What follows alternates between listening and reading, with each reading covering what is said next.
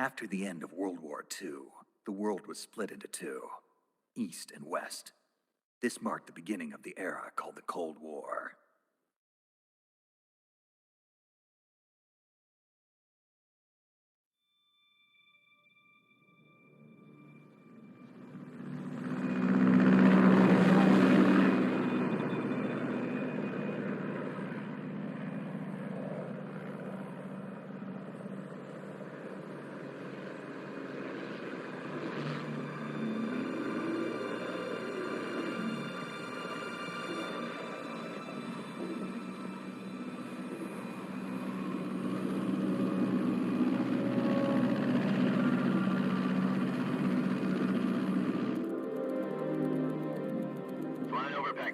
Altitude 30,000 feet. Approaching Soviet airspace. 20 minutes to drop off. Commencing internal depressurization. Equipment check. Arm main parachute. All right. You ready to go? Drop zone still showing a high pressure mass. Cav okay. Good. We've got high visibility.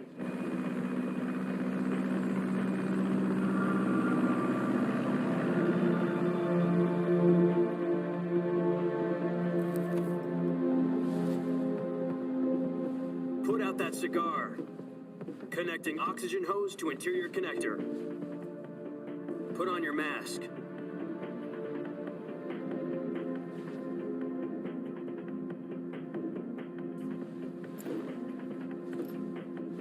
Does this panty waste know what he's doing? Approaching release point. 10 minutes to drop off. Hey, are you deaf? He said put out the cigar and put on your mask.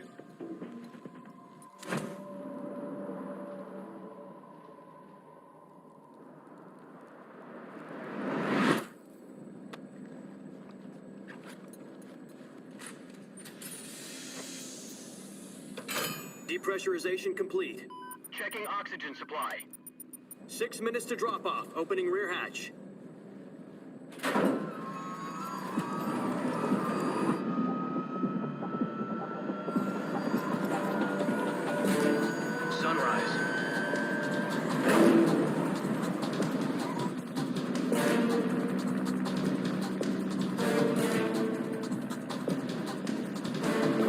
Temperature minus 46 degrees Celsius. 2 minutes to drop off. Stand up. You'll be falling at 130 miles per hour. Try not to get frostbite from the wind chill. 1 minute to drop off. Move to the rear. Activate bailout model. This is one for the history books. The world's first halo jump. 10 seconds to drop off. Stand by. Status okay, all green. Prepare for drop-off. Countdown. 5, 4, 3, 2, 1. Spread your wings and fly. God be with you.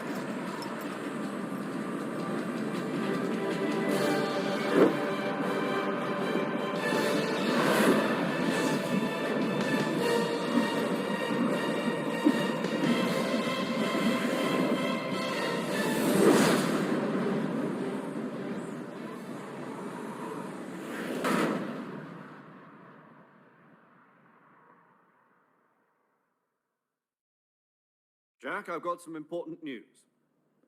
The head of the CIA has finally given us the green light for the virtuous mission. Virtual mission? No, the virtuous mission. The future of our Fox unit depends on it. If it succeeds, we'll be officially organized into a unit. Virtuous mission? Sounds like some kind of initiation ritual. You know, don't get cocky. This isn't a training op. Right. So what exactly is this wonderful mission? Well, about 2 years ago, a certain Soviet scientist requested asylum in the West through one of our moles. His name is Nikolai Stepanovich Sokolov. He's head of the OKB 754 Design Bureau, one of the Soviets' top-secret weapon research facilities, and the East's foremost expert on weapons development. Sokolov? Isn't he that famous rocket scientist? The very same. On April the 12th, 1961, the Soviets achieved the first manned spaceflight in history. The Earth was blue, but there was no God. Well spoken. The rocket that carried Yuri Gagarin to orbit was the A-1, known as the Vostok rocket. Sokolov is said to be the man most responsible for the multi-engine cluster used in that rocket. After Gagarin's flight, Sokolov left rocket development to become the head of the newly established Design Bureau. From a lowly technician to head of a design bureau, that's quite a success story, so why do you want to defect? It seems he'd become afraid of his own creations. Afraid? Call it a crisis of conscience. And for that, he left his country and his family behind and went over the fence? Not exactly. One of his conditions was that his family was also to be taken safely to the west. We used a mole to get the family out first and succeeded in sneaking Sokolov over the Berlin Wall shortly afterwards. I was the one who conducted the operation. The security on the eastern side was still full of holes back then. Then what? We got Sokolov over in one piece, but the whole ordeal had left him exhausted, and we checked him into a hospital in West Berlin. It took him 2 weeks and more than 600 miles to get from the research facility in the Soviet Union to Berlin. He was in no condition to say anything coherent. And it was only a week later that we had something much bigger on our hands. The Cuban Missile Crisis. October the 16th, 1962, President Kennedy received word that the Soviets were in the process of deploying intermediate-range ballistic missiles in Cuba. The President demanded that the Soviets dismantle and remove the missiles. At the same time, he announced a naval blockade to prevent further missile shipments from reaching Cuba. But the Soviets didn't back down, instead placing their armed forces on secondary alert. Soviet transport ships carrying missiles continued on course towards Cuba. US and Soviet forces went on alert for an all-out nuclear war. Frantic negotiations were conducted through the UN's Emergency Security Council and unofficial channels to end the hair-trigger standoff. Finally, on October the 28th, the Soviet Union agreed to remove its missiles from Cuba, and so the world avoided a nuclear holocaust. But in order to get the Soviets to pull their missiles out, we had to make a deal. You mean the one where the US agreed to remove its IRBMs from Turkey? No. The Jupiter IRBMs deployed in Turkey were obsolete, and we were going to get rid of them anyway. They had no strategic value whatsoever to either the US or the Russians. The Turkey deal was a ruse, a cover story that was fed to the other intelligence agencies around the world. So what did the Russians really want? Sokolov. They wanted us to return Sokolov.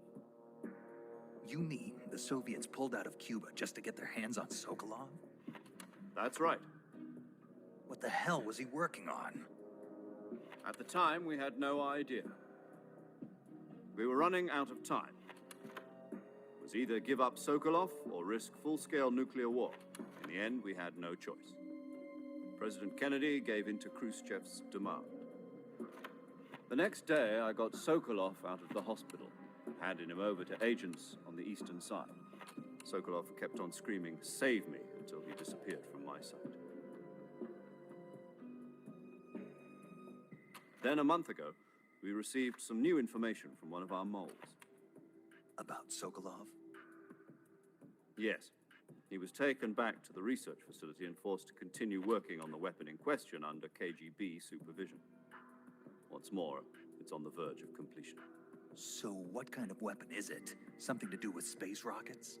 No, missiles. Same technology. I guess you're right. We don't know the details, but it appears to be a new kind of nuclear device.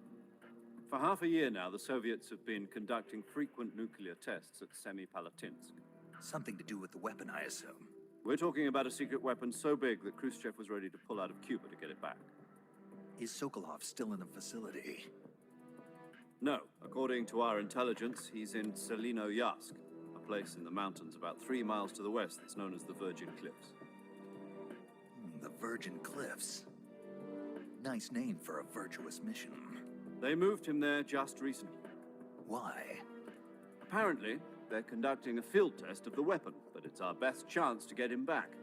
This mission would never have been possible if he was still in the research facility. This is our last chance. Sokolov must have known that too when he contacted us.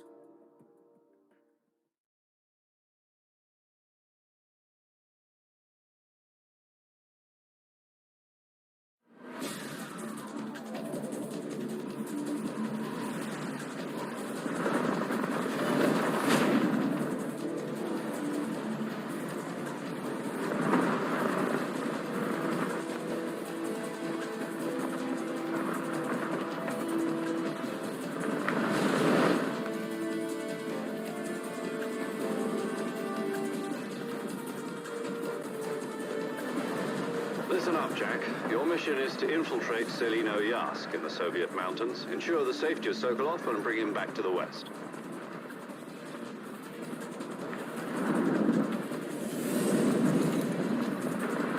If we don't get Sokolov back before that weapon is complete, we'll be facing a major crisis. The clock is ticking.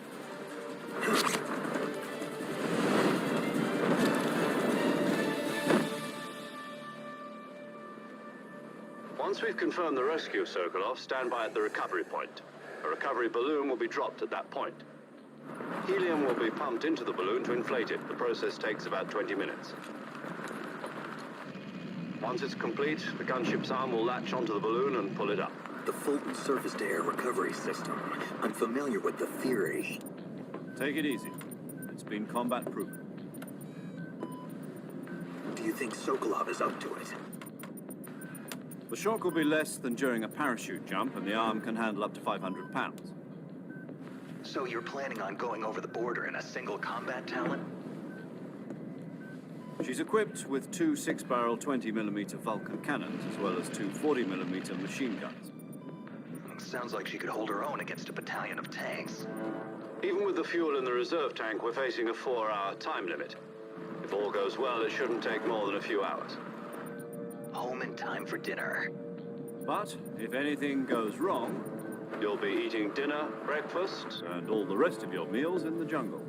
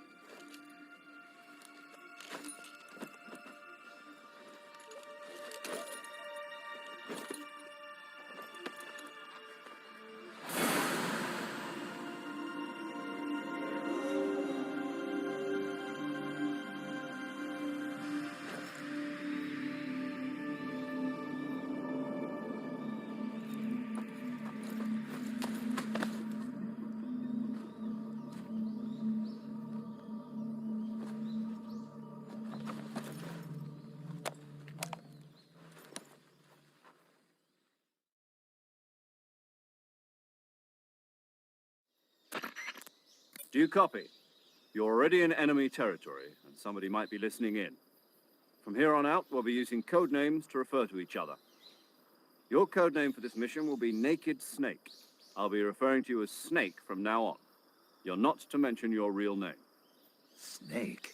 What, you don't like snakes? What do you mean? Well, you've eaten one before, haven't you? In survival training. I'm glad to hear that. I don't know if I'd ever order one in a restaurant, but... Be careful, you might not have a choice. What about you, Major? What should I call you? Let's see. I'll be Tom. Call me Major Tom. This will be a sneaking mission. You must not be seen by the enemy. You must leave no trace of your presence. Is that clear? This kind of infiltration is the Fox unit's speciality. In other words, weapons and equipment are procured on site. That goes for food as well. You're completely naked, just as your name implies. Great. Now I see why you asked me if I like snakes. I suppose calling me Snake was your idea of a joke, too. No. There's a good reason for that. I'll tell you later when the time is right. Gotcha. Getting back to the subject, how exactly am I supposed to feed myself? You've been issued a knife and a tranquilizer gun. Use them to hunt for food. You'll also find some medical supplies in your backpack. Yeah, about the backpack. I lost it in a tree on the way down. I see. Well, you'd better go back and get it then. You know where it is? No problem. I can see it from here. It's stuck on a branch. To climb a tree, stand in front of a tree that's covered in ivy and press the action button. I'll be monitoring your progress over the radio. We can't risk violating Soviet airspace, but I'll be in the gunship. My frequency is 140.85. I'll give you a call if I need to talk to you. If you need to talk to me, use the send function. Okay, Snake, go get your backpack.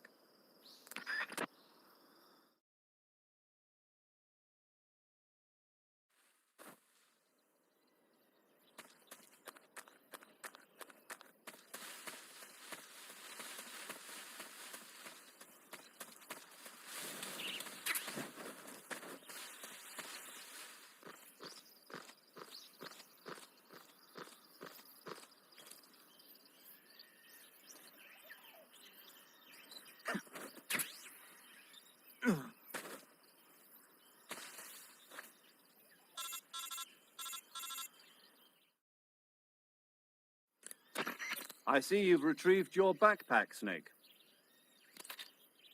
To equip a weapon, it's necessary to take it out of your backpack. In the survival viewer, choose Weapon from the backpack. Your available weapons will be displayed in a window in the upper left. From that list, choose the weapon you want to equip and press the Enter button. For other equipped items, just do the same thing from Item. Got it. Use the survival viewer backpack.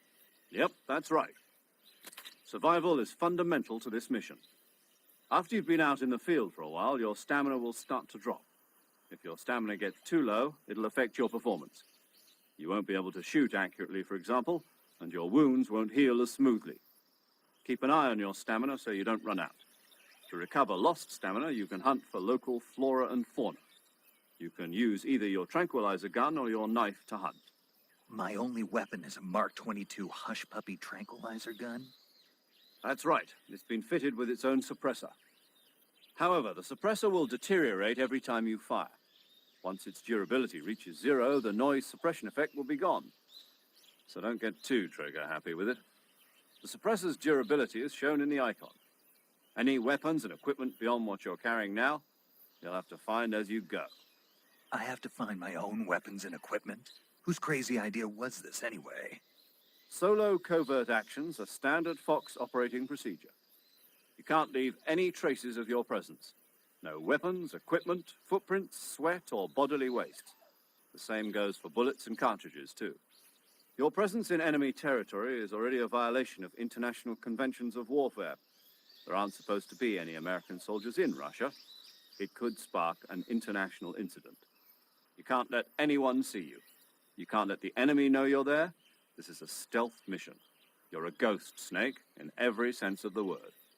And there'll be no rescue if you're captured. The military and U.S. government will deny any involvement in the affair. Then I'll just have to take care of myself, huh? I'm afraid so. You've been given a fake death pill for that purpose. SIS guidelines stipulate that soldiers on covert ops like this one be issued a potassium cyanide capsule. Tape it to your body so you can take it when you need to. How generous of you. Use it if you're taken prisoner by the enemy. It'll send you into a state of false death for a short time. Fooling them into thinking that I'm really dead. So, how do I come back to life? Just take the revival pill. You mean that thing they put in my tooth before the mission? That's the one. But be careful. If you remain in a state of false death for too long, nothing will be able to bring you back. Remember that. I'll keep it in mind. You said this was a solo mission, right? Right. I guess that means I can't count on any reinforcements. Correct. The mission rests entirely in your hands. A real one-man army. Relax. There's a support team ready to back you up over the radio. Who? I'll introduce them to you. This time, survival is of utmost importance. The first member of the support team will be in charge of monitoring your physical condition, acting as a medic, so to speak, as well as recording your mission data. She's a member of Fox as well, and she's here on the gunship with me. She? Hello, Snake. I'm paramedic. Nice to meet you. Paramedic. As in a medic who comes in by parachute. Aren't you going to tell me your real name? Are you going to tell me yours, Mr. Snake? My name, huh? It's John Doe. And they call you Jack for short. You're a regular Captain Nemo. A name means nothing on the battlefield. After a week, no one has a name. What's your name? Jane Doe. Very funny. I wasn't joking, but I'll tell you my name only if you manage to make it back alive. My frequency is 145.73. She's also in charge of recording your mission data. Whenever you want to save, send a message over the reserved save frequency, 140.96. So saving lets me record my mission data. That's right. It also records the state of your health. Good to know. There's one more person I want to introduce you to, Snake. Huh? Speaking of snakes, you remember the boss, don't you? A legendary soldier and your mentor. Actually, it was the boss that got the DCI's authorization in the first place. She's going to be serving as Fox's mission advisor. The boss is? She also helped me plan this mission. She and I were at SAS together. Jack, is that you? How many years has it been? Boss? That's right. It's me. Oh. Talk to me. Let me hear your voice. It's been 5 years, 72 days, and 18 hours. You've lost weight. You can tell just by the sound of my voice. Of course I can. I know all about you. Really? Well, I don't know anything about you.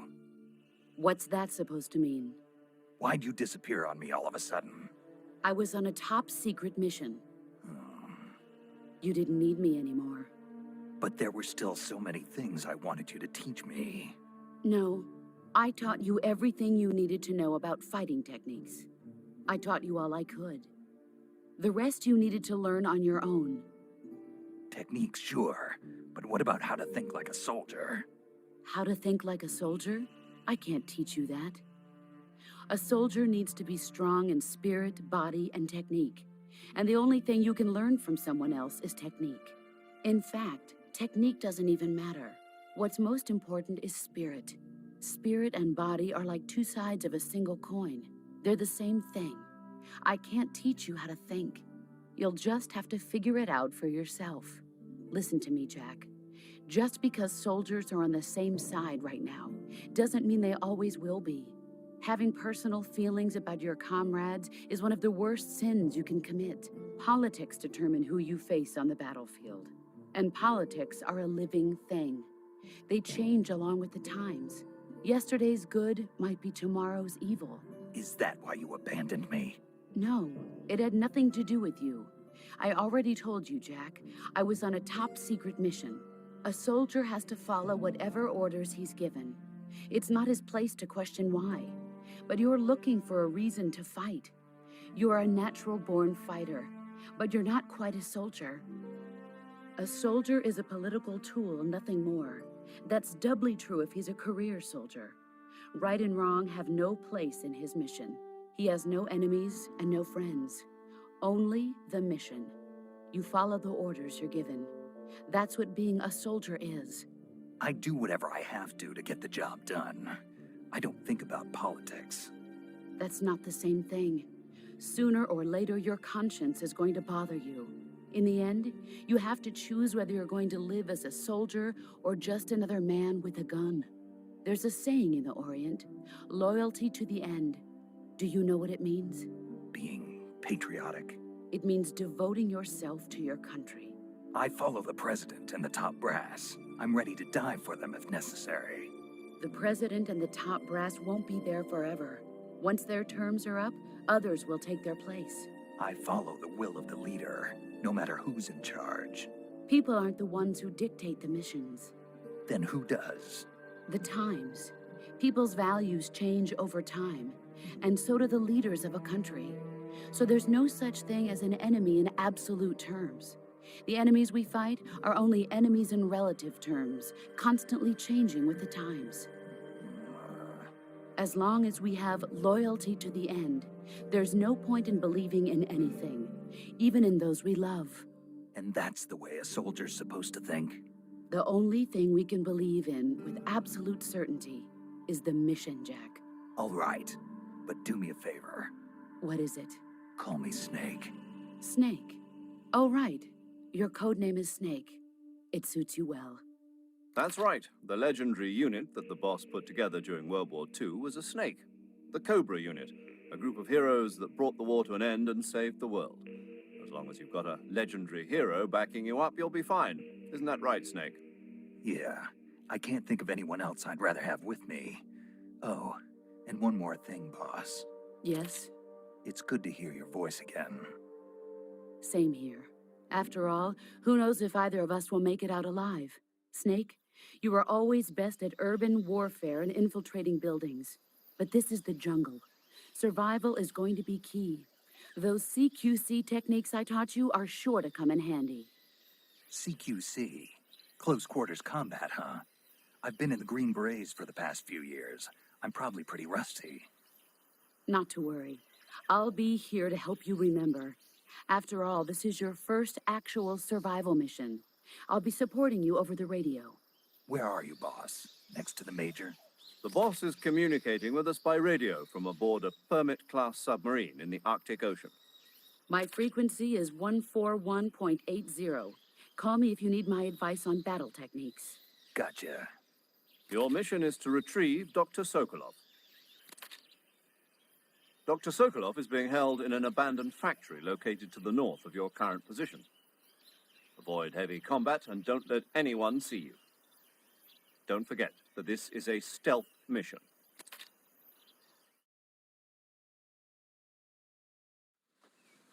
Snake, try to remember some of the basics of CQC.